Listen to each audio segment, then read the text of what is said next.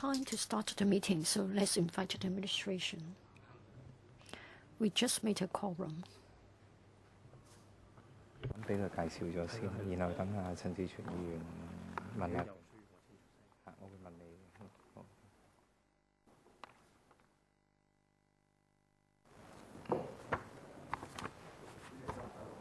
嚇？唔收啦，梗係。係咯，唔收啦，唔收。入啊！夠3個。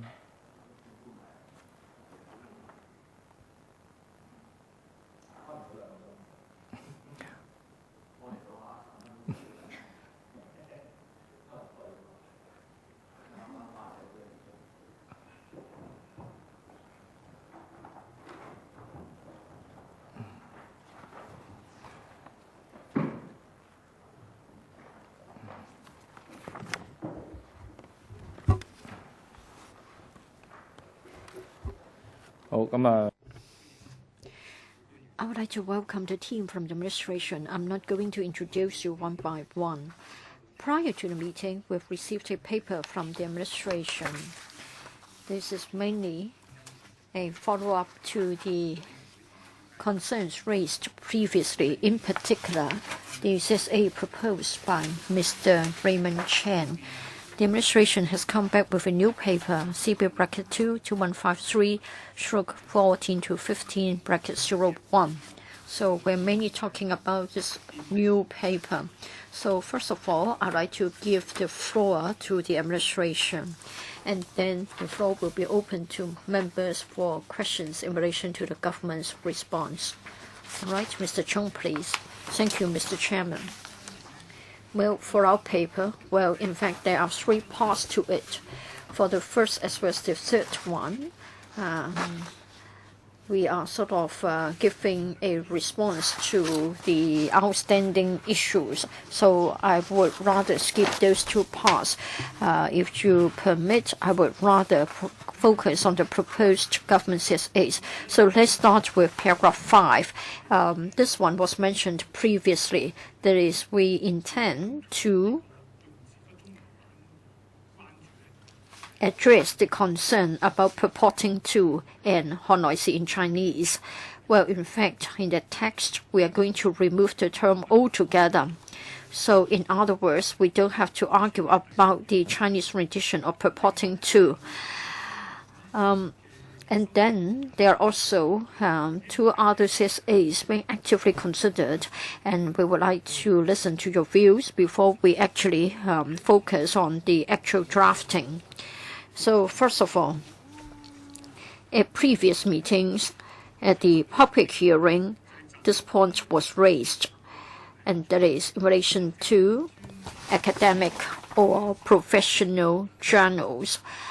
It is worried that there may be some relationship with the sex selection service. We took into account the views expressed, and we now agree that we should largely model on the undesirable medical advertisements ordinance, and would like to draft a CSA accordingly. Basically, we would like to say that if it is alleged that somebody has been accused of having committed an offense, if they can say that it is in relation to a publication of a technical character for circulation amongst specified persons, then a defense can be afforded. And we have made reference to the drafting in the undesirable medical advertisements ordinance, so we'll be proposing some specified persons to be referred to, like the registered medical practitioners and medical and paramedical staff. So you'll find the details in our paper. So that's the second CSA that is being considered by us.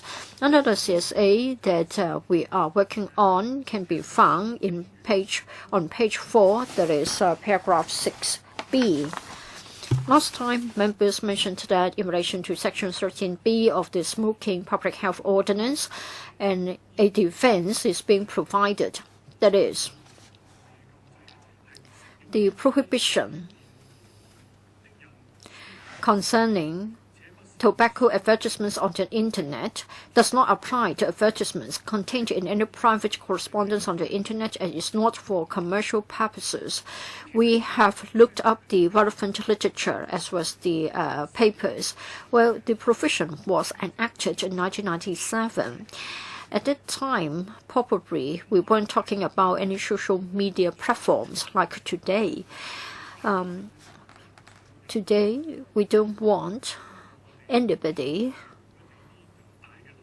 to make use of loopholes in the provisions so that the organizations can circumvent the offense. Nevertheless, if we're able to have something in the middle of the road, then we'll try to address our concerns. Initially speaking, we have considered a possible way to revise the bill. And probably 3 different elements will be included.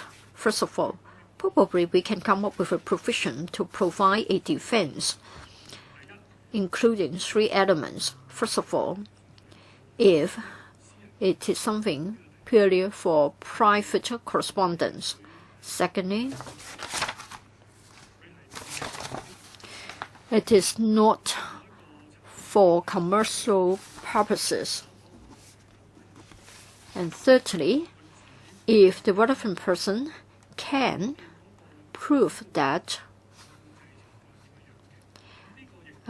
he has only a certain degree of control over the content, we hope that to a certain extent we can respond to Mr. Chan's argument. So these are the CSAs that we are having in mind. So, subject to the agreement of the Bills Committee, we are going to adopt this approach and will come back with a formal proposed CSA. So maybe I will pause here. All right, members, in relation to the admin's paper, you may ask questions and then we go back to the cross-by-cross scrutiny. Mr. Ray Chan, I'm grateful that the administration is moving CSAs and considering positively certain CSAs. I think the removal of the term purporting to is in line with the majority's wish. As to the exemption or the defense for academic or technical journals, is it to be finalized, or are you only actively considering it? Actively considering it. Our colleagues have already done the initial drafting. We want to get your views. And then, of course, it isn't just a matter of a pure insertion, and we need to see how it fits in with the rest of the provisions. Mr. Chairman, if I may summarize, last time I tried to come up with a proposed CSA. I was really concerned about the sharing of links on the Internet, and in fact, such a defense is afforded under the Copyright Amendment Bill. That is, if somebody has no control over the devising of the contents, then there will be a defense. So it has been clearly spelled out. Now, the administration just now has told us that if somebody cannot control over the content of the advertisement, then he may get some exemption. It really depends on the final version of the CSA before I can tell whether it can address the point that I have raised and whether the effect is the same, and then I will make up my mind as to whether I will go ahead with my proposed CSA. Now, you have said that the Smoking Public Health Ordinance has now become outdated. I agree, because back then we were mainly talking about the use of emails. Nowadays, of course, social media platforms like Facebook, Twitter, Instagram, etc. are prevailing.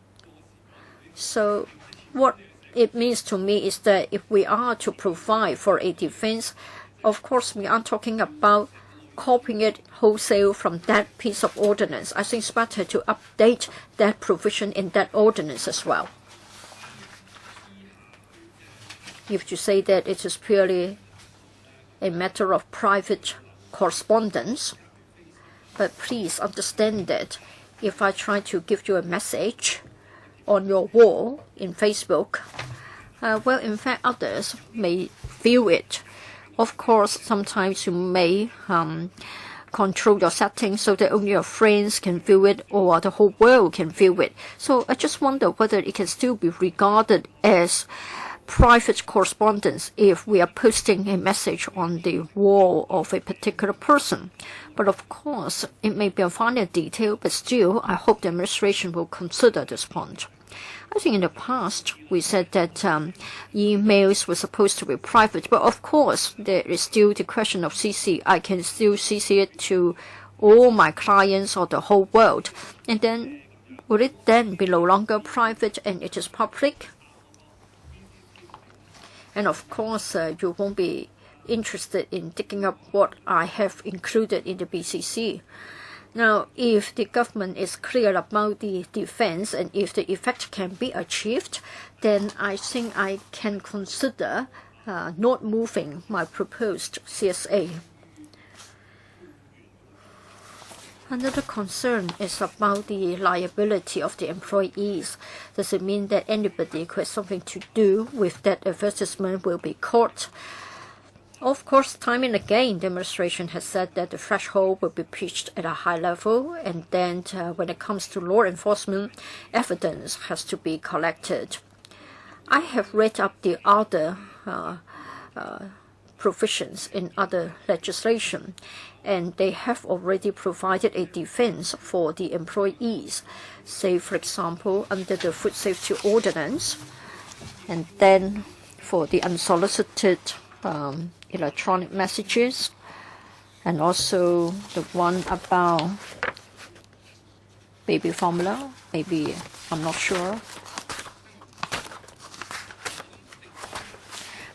I think previously our legal advisor has already exchanged views with the administration. That is, elsewhere in our law book, we have got defense provisions for the employees. Now the government is saying that perhaps the person in charge will regard himself as an employee and he can evade from liability.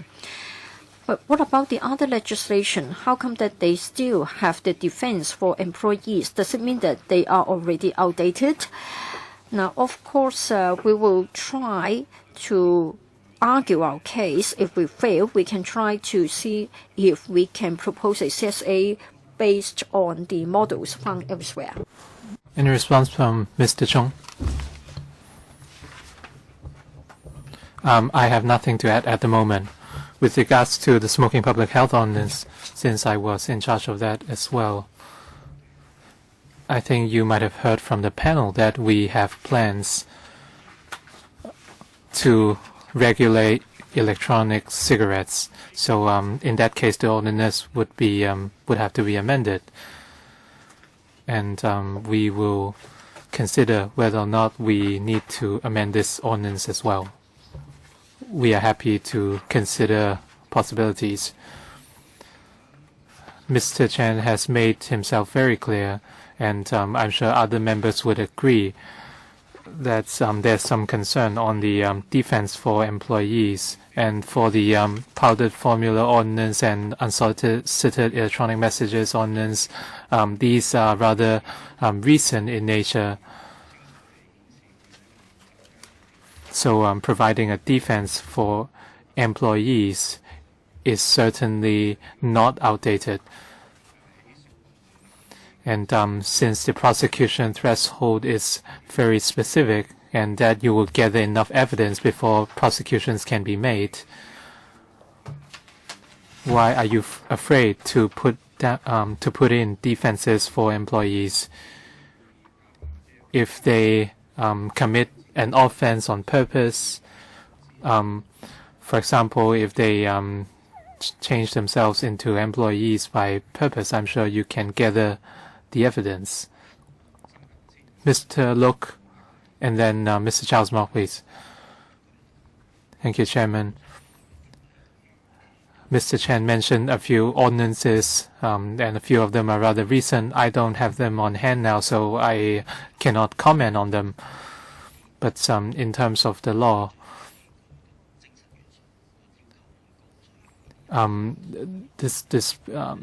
it's some offenses are more difficult to prosecute in nature, and as such, more defenses are provided. But for this ordinance, as we have discussed in previous meetings, the spirits of this offense is rather stringent in nature.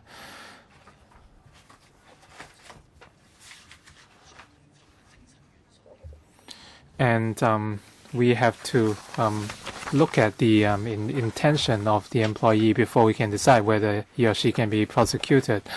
So at that time, the government's view is that since the threshold for prosecution is already very high, is there really a need to provide a defense? So at that time, our feeling was that it wasn't necessary. Mr. Charles Mok. The government will consider the CSAs moved. As Mr. Chen has mentioned repeatedly, the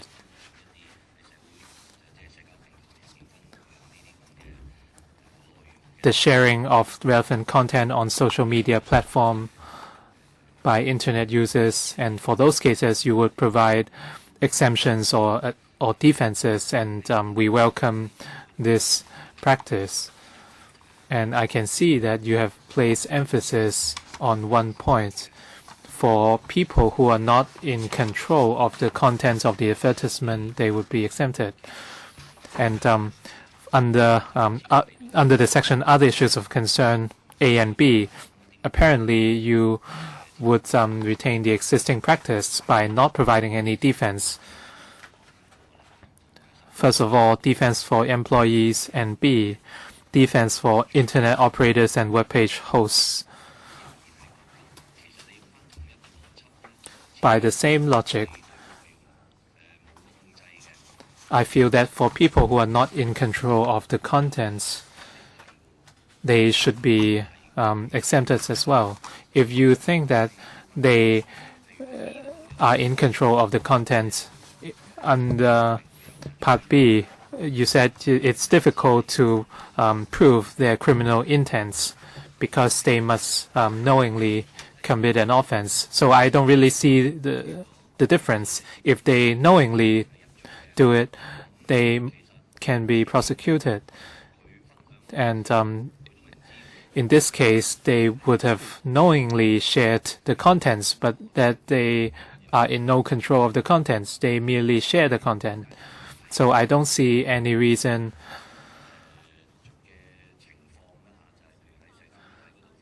how you only include some situations, for example, sharing on social media, but for others, for the situations in A and B, for the relevant employees, internet operators, and web page hosts, you refuse to provide a defense. You mentioned the spirits of the offense. I'm not sure what you were referring to. And we are talking about human reproductive technology and junk mails. What's the difference between this, the mental element in this case, and other mental elements? So you're making things too complicated. I don't see a big difference between these two cases. And for internet operators and web page hosts, which only provide the platform, the reason for providing a defense is that these operators strive to remain neutral in providing information. They are run on the principle of conduits. First, they cannot possibly screen all the content, and even if they have screened it, they should not exercise their own decisions.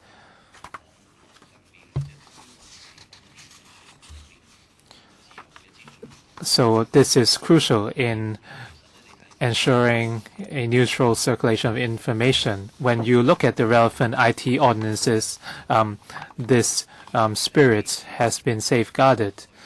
And in effect, the operators and hosts have no right to censor any content. So this is much valued under the relevant ICT ordinances.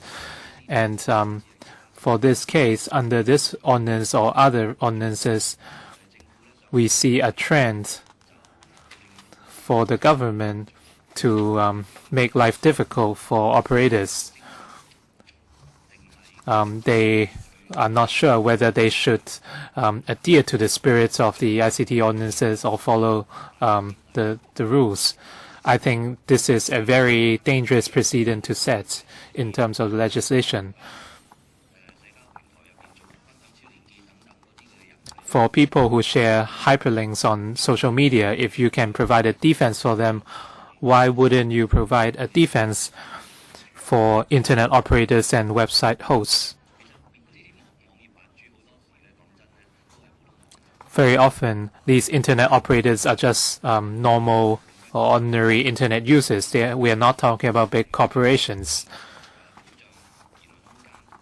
And as I said, this is important in safeguarding freedom of speech and circulation of information. I hope the government pay care attention to the defense for those two types of people under other issues of concern. Mr. Chung,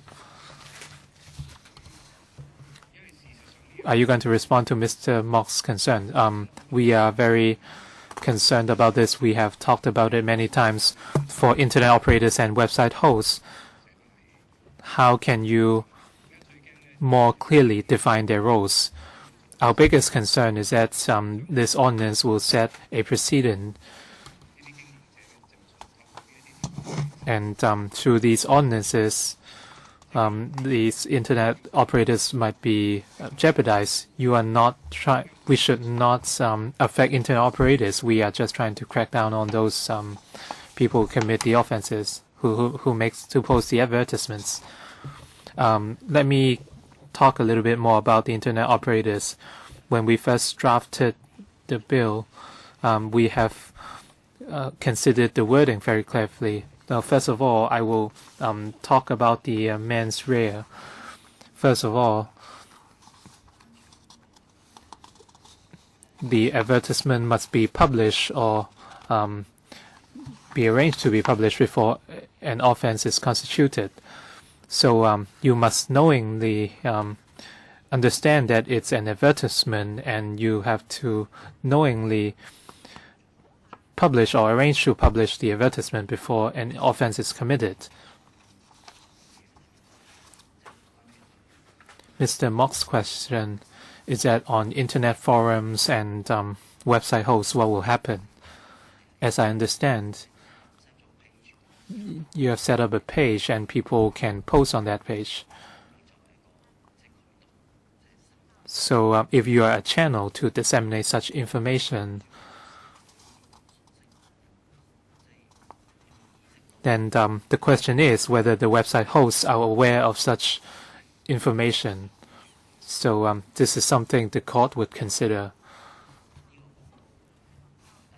whether the web page host is aware that such advertisement has been posted on his or her page.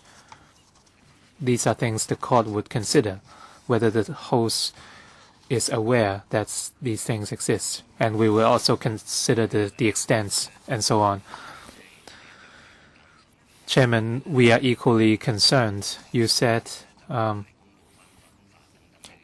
you said the court would consider different factors, and you said you must prove the existence of the mens rea before a prosecution can be made. But for ordinary internet users, they would rightly be concerned. The description is still rather subjective in nature. And how can you define knowingly or on purpose? If you ask different people, I'm sure everyone will have different interpretations and so you said you will leave it to the court. Of course, we support judicial independence.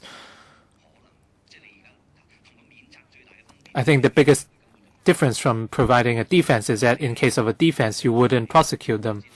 But now you're saying that prosecutions might be made, but usually they wouldn't be successful. So in this case,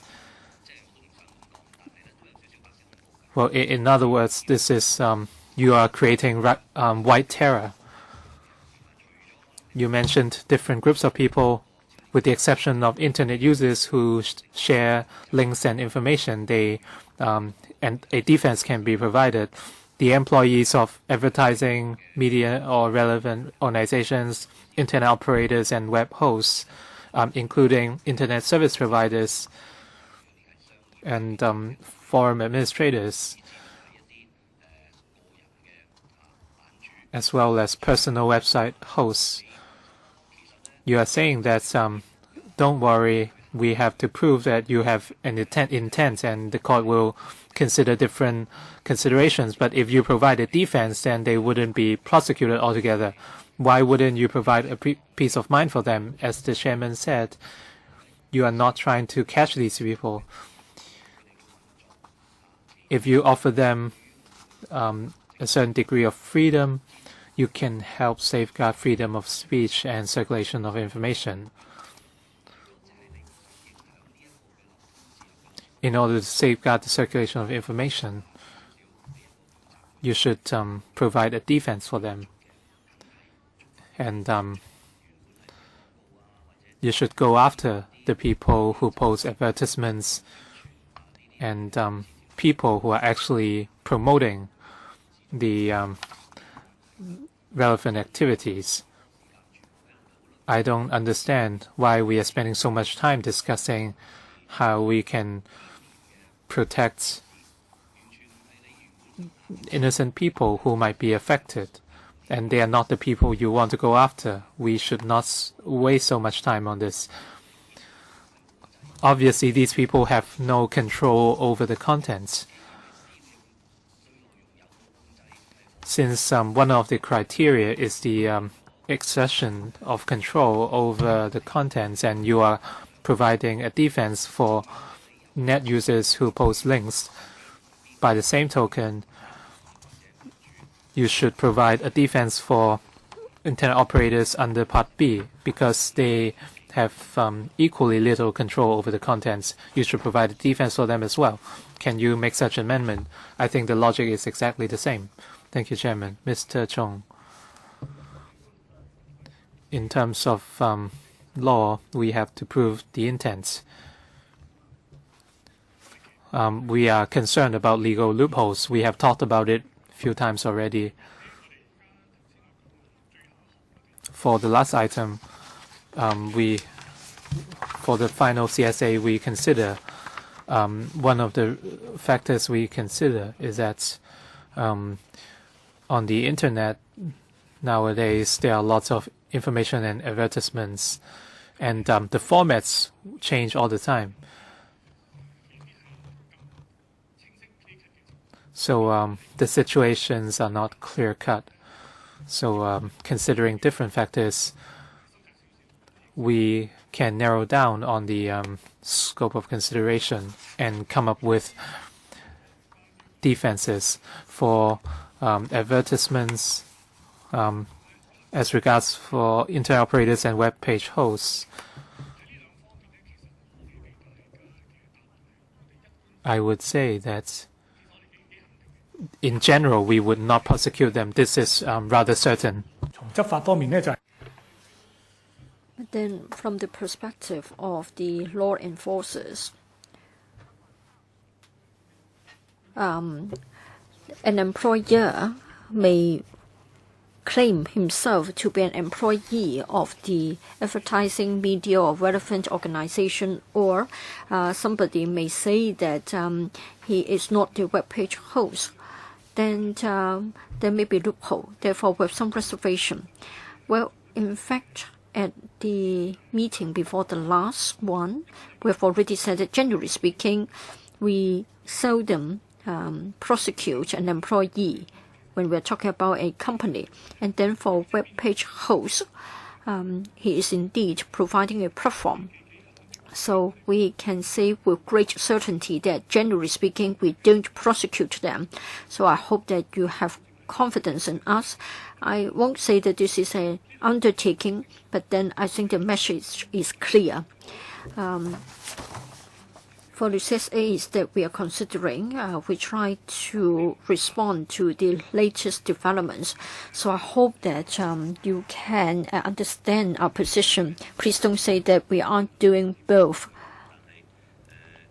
Mr. Chairman, if I may try to make one more point, it's meaningless to continue with the debate in this way. It is said that the administration is concerned about possible loopholes.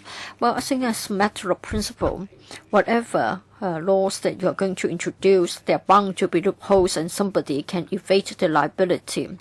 First of all, if somebody is a person in charge, I don't think it is easy to claim or disguise himself as an employee.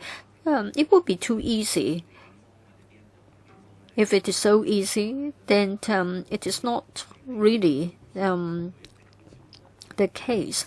I think the police, the court won't allow such a person to get away from the liability. I think the spirit of our law is that we have to make sure that we safeguard the innocent parties so that you don't cast your net too widely, so that everybody will fall into the net and then they will become liable. So I think you need to strike a balance between the two principles. Now, just now, I think you're mainly worried that there may be loopholes, and so you try to tighten it. If that is your position, you should have tightened it much more.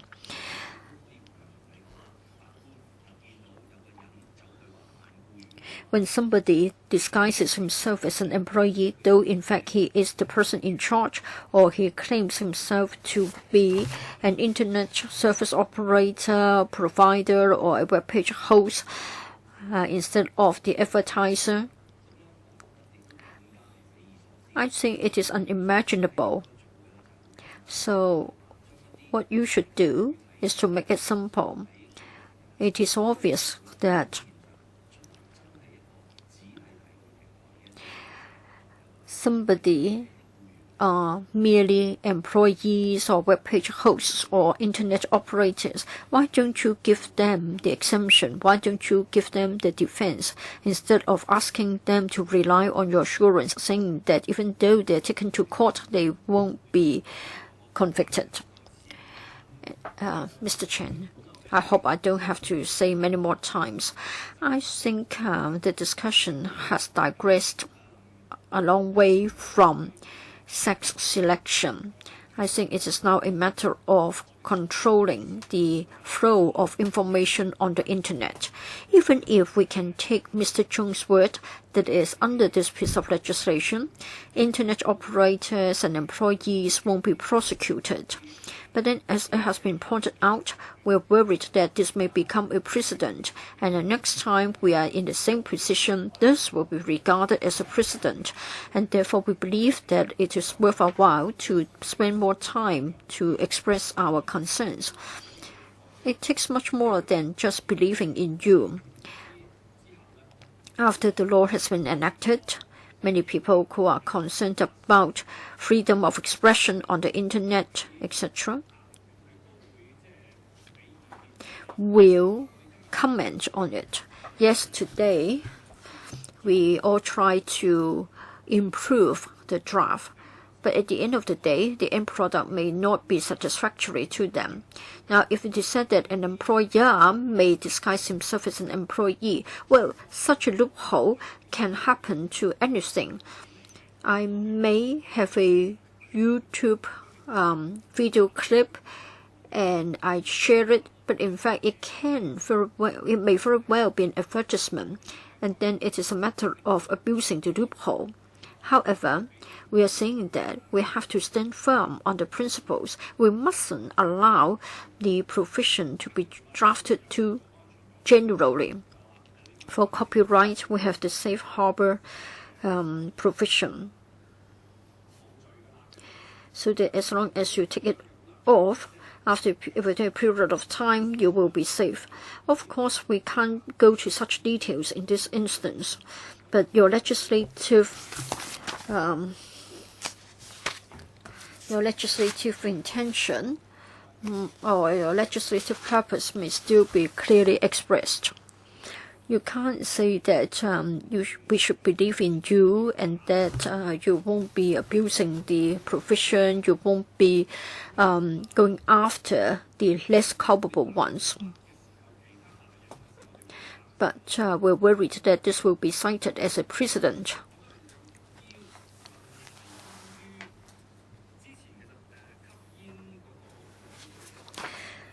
For the smoking public health ordinance, over the years, we haven't observed any abuse of loopholes of placing advertisements on the internet. But what about posting cigarette advertisements on the wall of a particular Facebook user, and he hasn't removed it, and as a result he has been prosecuted? I want to know whether you have such cases in the past or not. Dr. Choi. If I may try to supplement in relation to the smoking public health ordinance, I think you all know that we banned the cigarette advertisements. If you place an advertisement on the internet, it is an offense. Of course, under Cap 371, there is a defense. That is, the only exemption is private electronic correspondence. Mr. Chen has rightly pointed out that the communication on the internet was very different to, in 1997 when compared with what we have today. For operators and hosts, of course, we don't have many cases of prosecution, but the operators have a certain duty to discharge. Under the Smoking Public Health Ordinance, what we are doing is as follows. For internet operators and web page hosts, if you expect them to be watching day in, day out as to what has been posted, I'm sure we admit that there will be a certain degree of difficulty. However, for the cigarette advertisements, the way we enforce the law is that we say that they have this duty. So when the tobacco control officers view see such an advertisement, then the TCO officers has the power to remove the advertisement.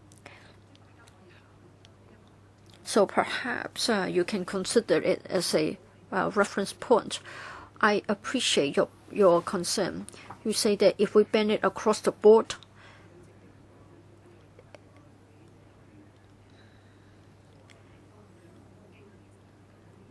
since we need to prove the mens rea, but you still say that this is not enough to remove your concern. I can appreciate that.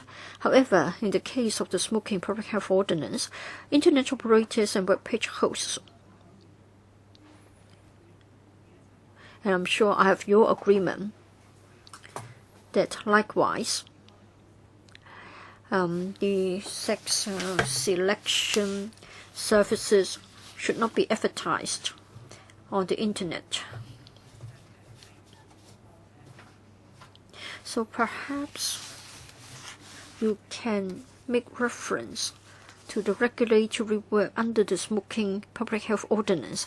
That is, the operators and the hosts have this duty to remove the advertisements, or the government has the power to ask for the removal of such advertisements. So perhaps you may want to have a discussion of such an approach. Mr. Mok. Just now, Dr. Choi. Yes, Dr. Choi. Both Mr. Chen and Dr. Choi have referred to the concept of safety harbor under the Copyright Amendment Bill. They are different, but we are still talking about issuing a code of practice to ask the industry to follow. Once they have followed the provisions in the code, then they will be given a defense. So probably this is going to work, but of course we still have the question about the defense for the employees. Now, if the advertising media or other relevant organizations, if the company can be exempted, then of course the employees will equally be exempted. Then we can address this concern. So I want to know whether you are going to take Dr. Choi's suggestion. That is similar to the arrangements under the copyright ordinance. You have the notice mechanism as well as the takedown mechanism. That is, once it is found that there is an advertisement, well, to be frank, if we have advertisements for the sex selection services, I think it will be simpler than those advertising movies. I think it will be clear and easy to find out whether the advertisement has been removed. So provide for the procedure for it to be done, and as long as they have followed suit, then it means that they have the safe harbor provision to cover them. And in this way, we don't have to waste time on the purpose. We don't have to waste time on things other than the purpose of the bill, because I think such matters are not quite related to the original legislative purpose. We don't want to create loopholes, of course. We all understand that, so as to allow people to make use of the loopholes to provide RT procedures. We don't want people to take advantage of the loopholes, since this is our position. So I just wonder if you can come up with a code of practice so that they will be given a defense or an exemption. Thank you. Dr. Choi, I'd like to thank Mr. Mok for sharing his observation with us. If the Bureau agrees, then of course we can go back to reconsider this matter. Just now, I've mentioned about the publication of a code of practice. Well, I have to reconsider this again. Now, I think the advertisement will be very simple. That is the use of RT procedure to select the sex. That's the kind of advertisements that we are banning. So perhaps we can try to resort to a simpler way. I'm sort of thinking aloud. We can go back to consider it again. Now, for an internet operator or web page host, if he does encounter such an advertisement, I just wonder if you can empower the health authority, just in the case of the tobacco advertisements, to ask for the removal of the advertisement. If this is to be done within a certain period of time, then that's it, no liability. Otherwise, we are merely talking about an empowerment, and if they fail to accede to the health authority's request to remove it within a certain period of time, then there will be an offense committed and there will be a penalty, and then we can resolve the problem, and then we don't need to come up with complicated codes of procedures, which can be confusing. So this would be a clearer arrangement. With members' approval, we can consider that alternative. At the end of the day, I'm sure members agree that we don't want to see such advertisements, and we don't intend to prosecute any people who merely inadvertently allow such content to be posted. We shouldn't go after these people.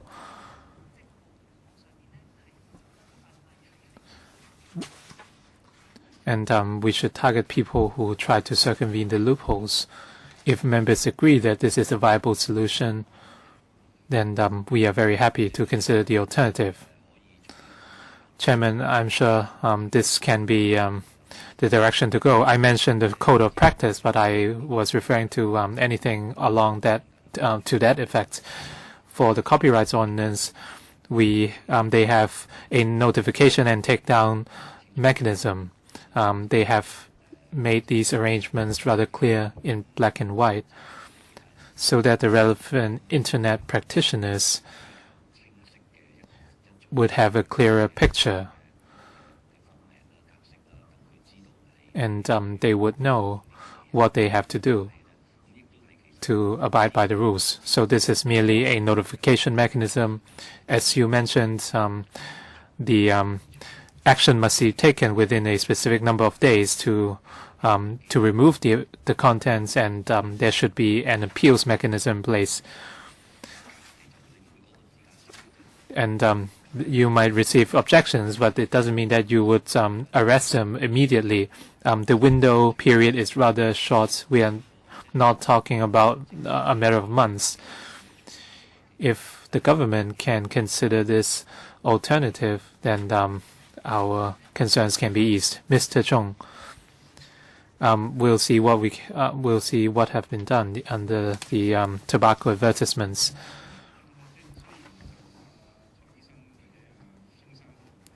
Dr. Choi and Mr. Chung didn't talk about the employees, but providing an exemption or defense for employees is important. We've been talking about internet operators and web hosts.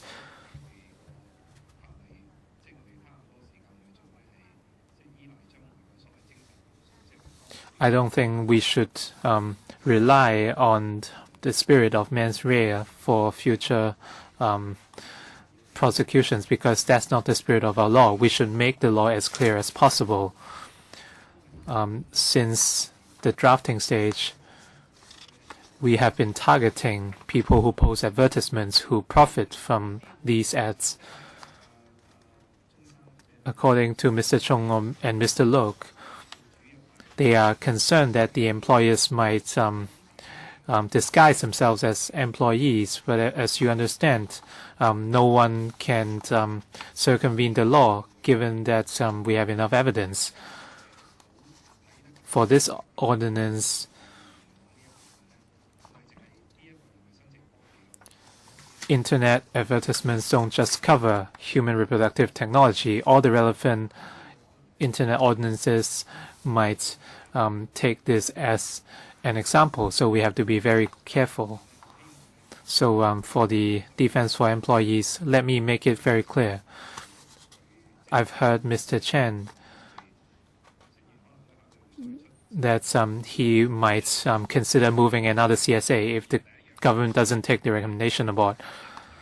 If the government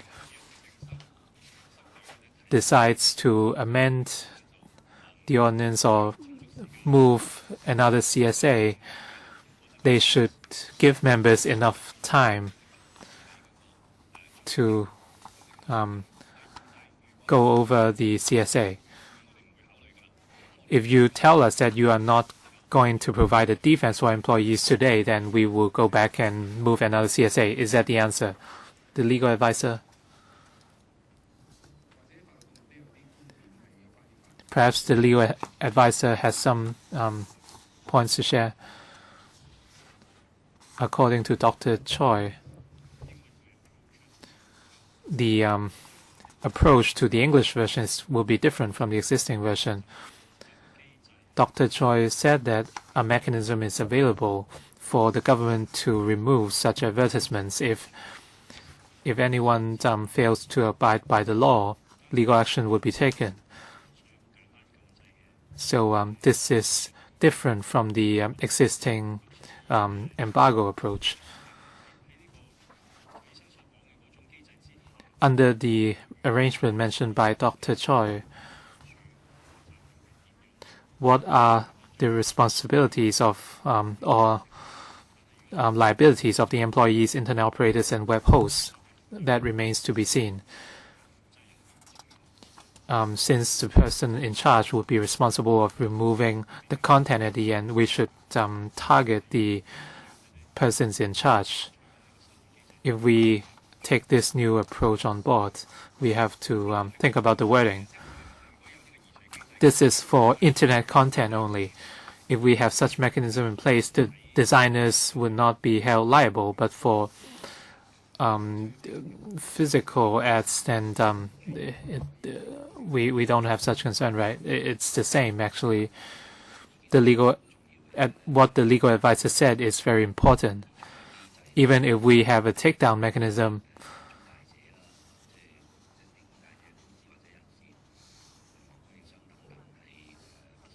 to exempt intermediaries, media practitioners, and internet hosts, our objective is not to let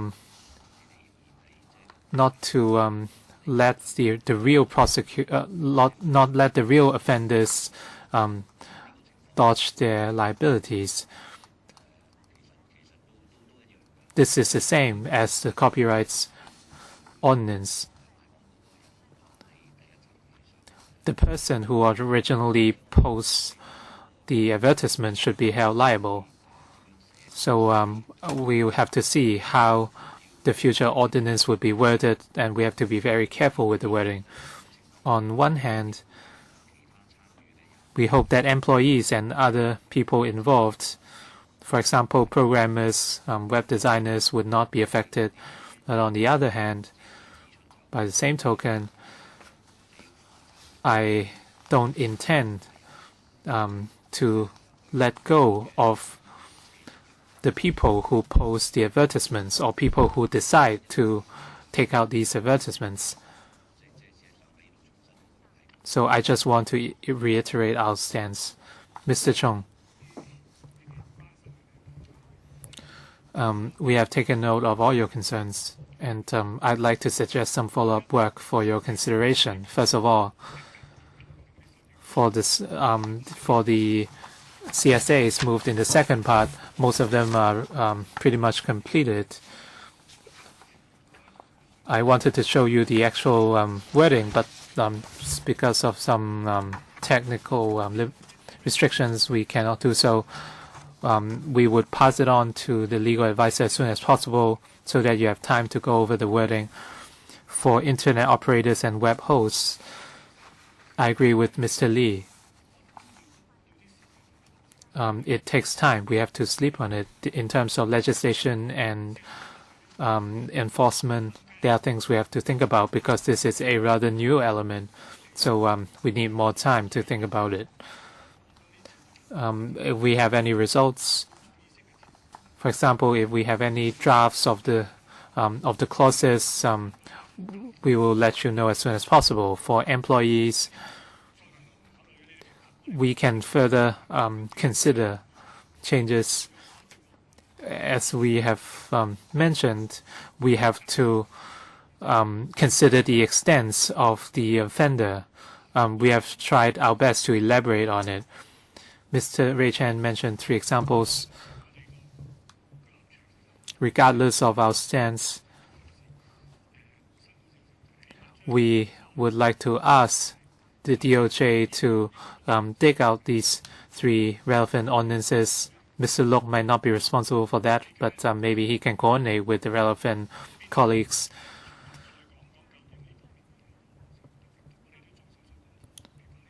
We would list out those relevant ordinances.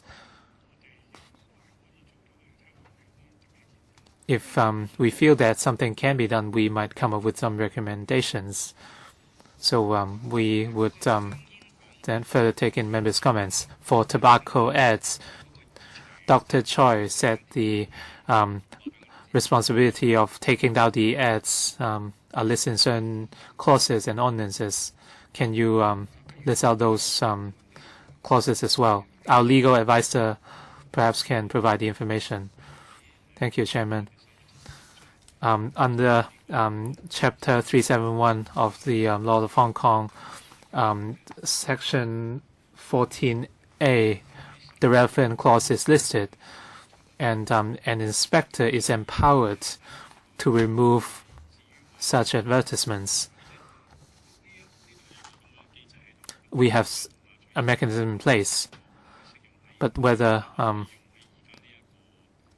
the situation mentioned by Dr. Choi can be applied to this amendment bill. We have to further look into that. Mr. Chong, I'd like to remind you that under Part C, under other issues of concern, the provision of information by medical practitioners, I understand that in your reply, under the existing law,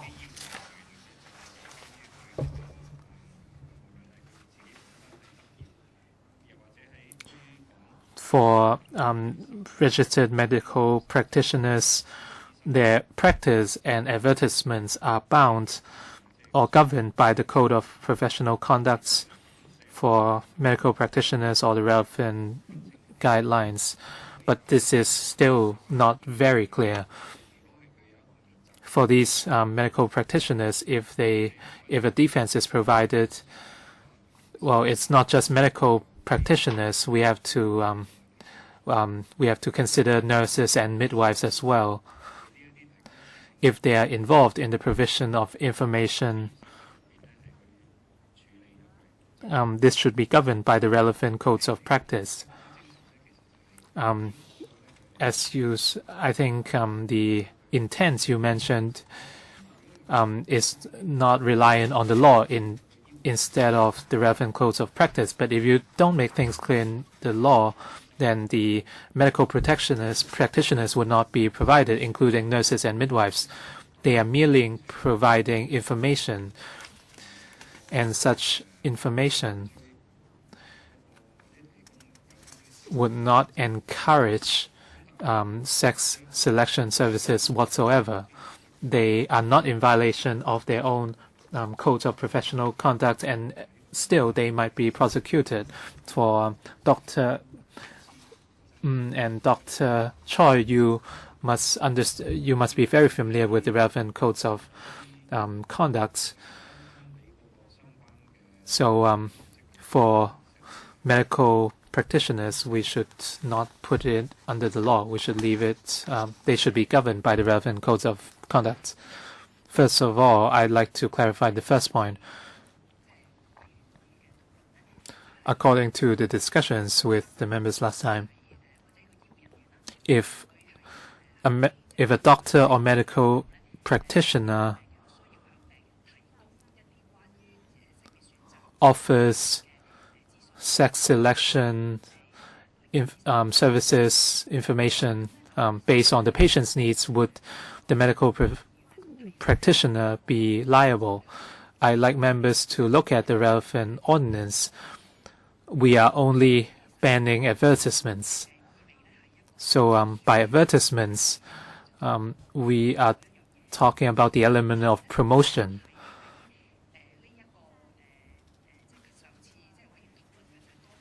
Last time, members mentioned scenarios in which a doctor provides information to the patient based on his or her needs. We are talking about two entirely different things. After the discussions last time, we looked at our codes of conduct again, and as Mr. Kwok mentioned, these codes are extremely stringent on doctors. In terms of sex selection services, specific clauses have listed out things doctors cannot do.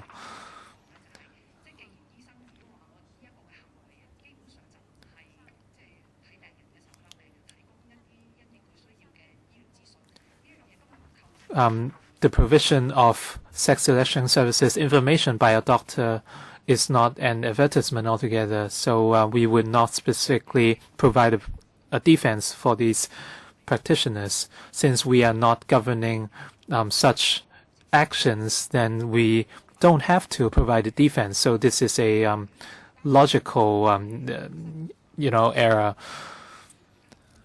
If members are concerned about the provision of information by doctors, then would it constitute promotion or advertisement? Under the situation I mentioned, if a patient needs such information,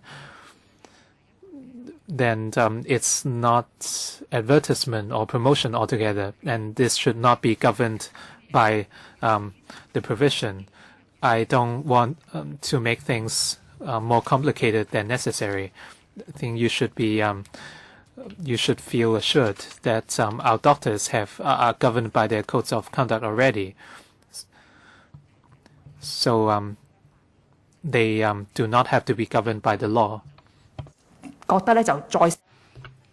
So to me, the more you write into the bill, the more the doctors will become worried and the more confusing it will become. Our legal advisor, Mr. Lee. Thank you, Mr. Chairman. I think the chair is saying that if a doctor or a medical professional has been acting in accordance with the code of professional conduct, then he should not be regarded as having committed an offense. Now, members used to worry that in the course of giving medical advice, a medical professional may inadvertently be caught. Now, in fact, if you adhere to the code of professional conduct, you should be fine.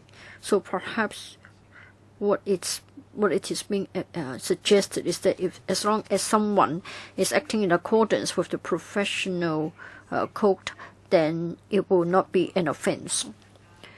But to me, by having it added to the bill, it will only make things more confusing to the doctors. Now, if we all agree that say doctors should follow the code of professional conduct, then basically it won't constitute an advertisement. I don't think a doctor will tell a patient, if you want to choose the sex of the baby, I'm trying to teach you how to do it. Doctors won't do it.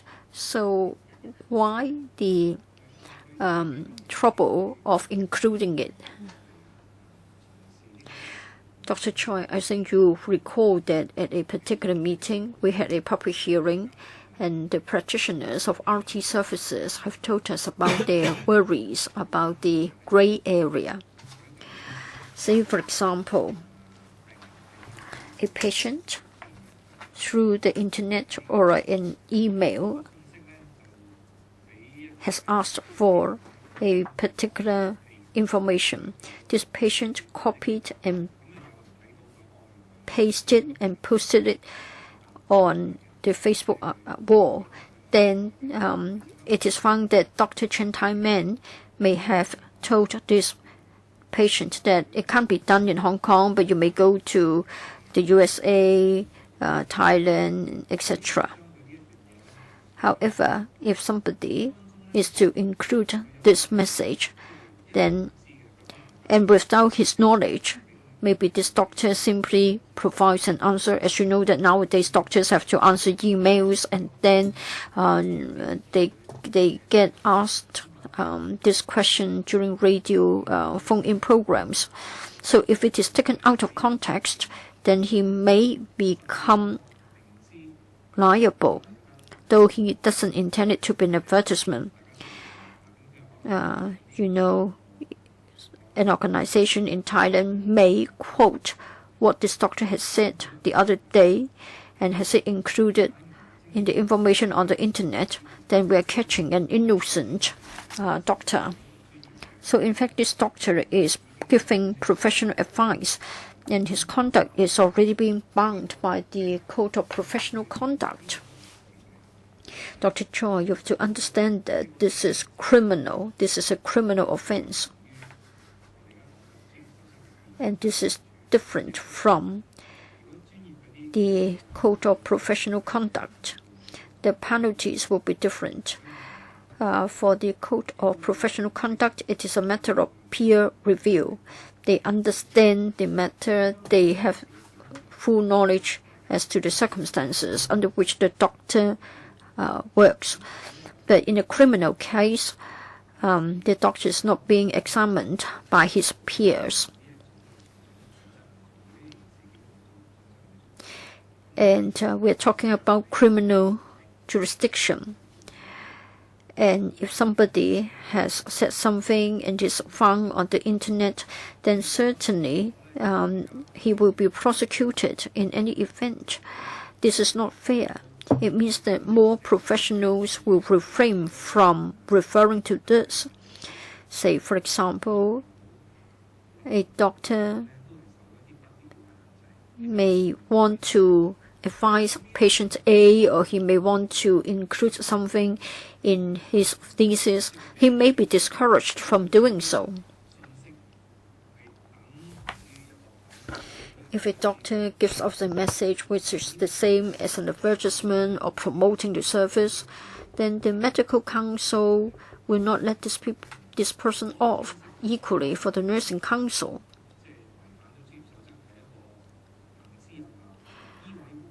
The medical council as well as the nursing council have had a long history, and they have already an established mechanism to rule whether somebody has breached the code of professional conduct. The same is true for the midwives as well, and it is a system that we have been recommending. Now you're saying that no, we're going to depart from the professional code of conduct, and you would rather focus on the criminal ban on advertisements. It means that you are taking away the established mechanism and you replace it with criminal prosecution, and it is indeed worrying. So I just wondered if you can try to consider our proposal. In any event, you want to regulate the conduct. You are merely being invited to work through the established mechanism. We are not adding to it. We just want to be clear about the limits of the liability. Now the chair is saying that a doctor may have been quoted on the internet.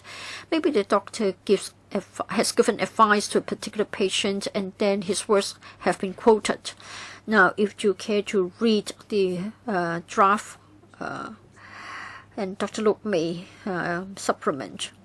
In the course of it, the doctor hasn't breached any law. He hasn't done anything which is unlawful. Now, for something to be unlawful, either the doctor causes it to be published. But in this case, the doctor merely gives the advice to the patient. Secondly, when it is distributed, when the advertisement is distributed, the distributor must be doing it knowingly. So again, when we prosecute somebody, we have to prove this element. If the doctor hasn't got the mens rea, hasn't got the intention, and hasn't got the knowledge that it has been distributed, then in fact it doesn't constitute an offense. And then secondly, allow me to have a brief reply concerning the chair's comment. My view is that I hope everybody will be equal before the law. To me, doctors know the matter better than ordinary citizens, and it will be much easier for him to abide by the law. So I think doctors and the community at large should be subject to the same degree of regulation, and I don't think we should make a distinction.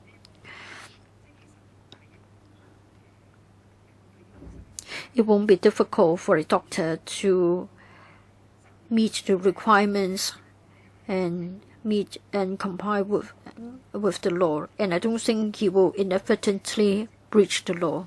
I don't think such a scenario will arise. That's why I'm saying that perhaps it's better for us to make clear for both doctors and the community at large that is, they shouldn't be they shouldn't be promoting sex selection services. Dr. Choi.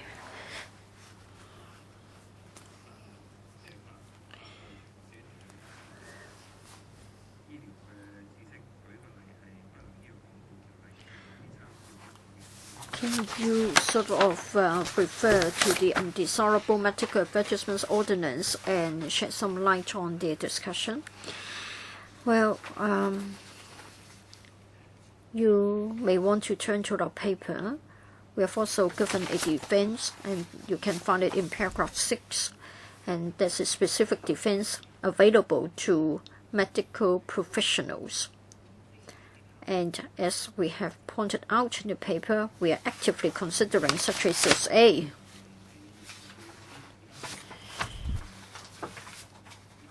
Are you going to have it in the legislation? Yes. Well, it seems that we need to give time to the administration to digest what we have said and work on the proposed CSAs. Mr. Chung, I think you can see for yourself that members still have strong views. Say, for example,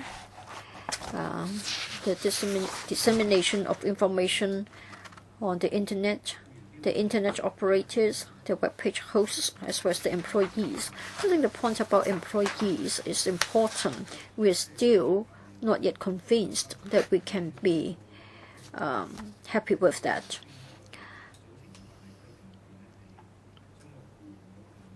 We have referred to other legislation under which we have a clear defense for the employees. We're not satisfied that we haven't got a similar defense for employees. I don't think it is an urgent matter. It's worse if we introduce a bad bill or enact a bad law. So I think it's better for you to be given adequate time to respond to our concern. And please come back early with a reply. Probably the next time we have a discussion, we'll be talking about the CSAs, and then it will be based on the government's position. All right, any other questions? No? Well, in this case, why don't we draw a line today? We wait for the government's response before we set a date for the next meeting. It's better not to exert pressure on anybody. Yes, we'll come back with the first batch of CSAs. All right, thank you.